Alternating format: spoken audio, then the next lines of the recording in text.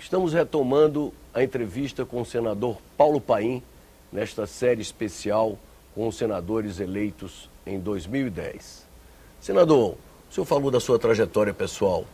Em 24 anos de mandato entre deputado federal e senador da República, o senhor destacou na defesa de algumas questões na área social. Por que o senhor fez essa opção? Primeiro, porque pai e mãe ganhavam o salário mínimo. Eu sei o que é viver, no caso de 10 filhos, vivendo e dependendo, naturalmente, do salário mínimo.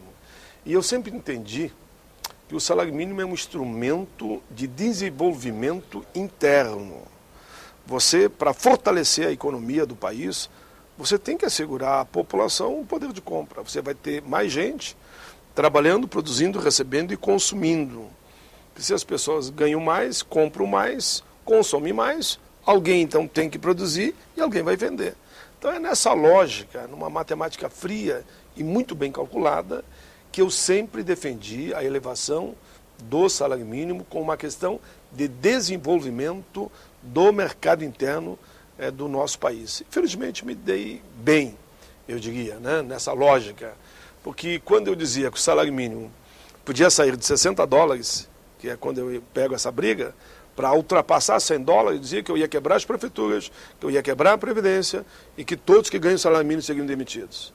Graças a Deus e essa visão, que foi entendida também pelo presidente Lula, o salário mínimo hoje é mais de $300, não tem uma prefeitura que quebrou, não causou inflação alguma, ajudou no mercado interno. Me lembro que na crise econômica que tivemos em 2009, né?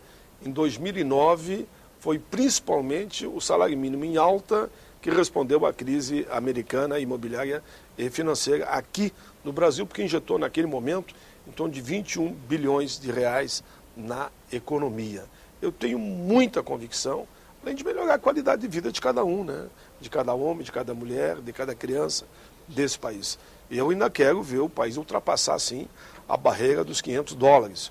Conforme o Diese, mas tem que ser a longo prazo, o salário mínimo deveria ser em torno de R$2.000. E eu tenho boas lembranças, né? Eu me lembro no debate do salário mínimo, sempre fui muito apoiado, não somente pelo PT, como pelo PDT. Aí eu me lembro da história do João Goulart, né?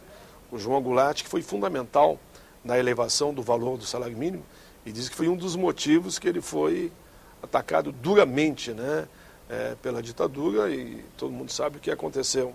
E agora, na minha campanha, eu quero dar esse ganho se possível, eu recebi um belo manifesto da família do João Goulart, fazendo um apelo ao povo gaúcho, e diz no manifesto que a voz do Getúlio, do João Goulart e do Brizola tinha que continuar aqui dentro do Senado.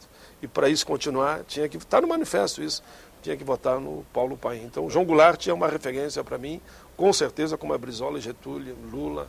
Agora, além do salário mínimo, o senhor também se destacou na defesa dos aposentados.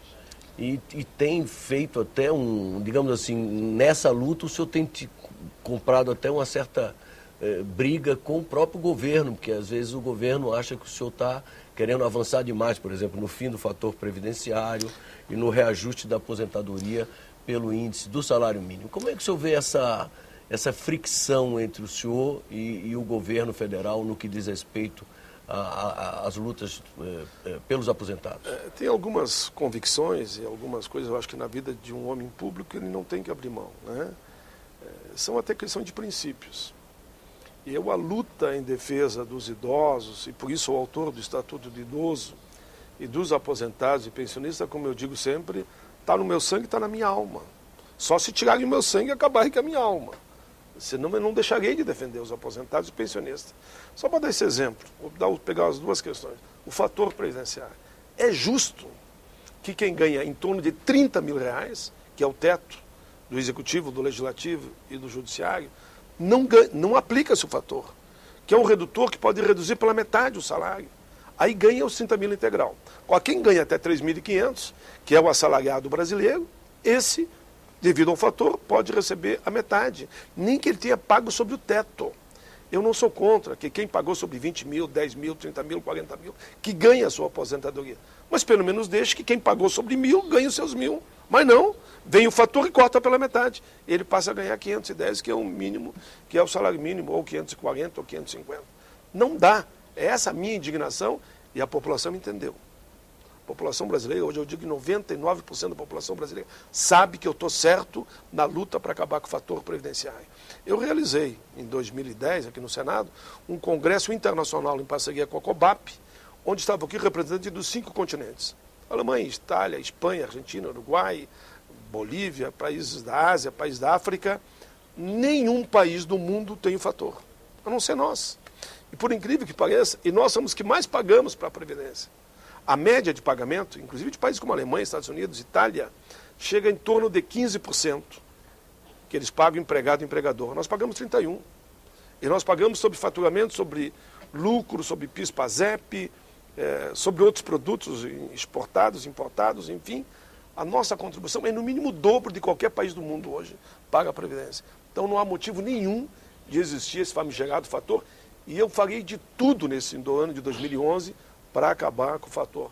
Vamos dialogar muito, vamos dialogar e conversar muito, inclusive com o ex-senador, porque agora é ministro Garibaldi, sobre esse tema. Temos que construir uma alternativa. E a outra questão é a questão do salário mínimo e os aposentados. Ora, o Executivo, Legislativo e o Judiciário têm paridade. Eu mesmo, quando sair daqui e que eu tiver aposentado, toda vez que aqui tiver aumento, eu teria aumento em casa, como aposentado.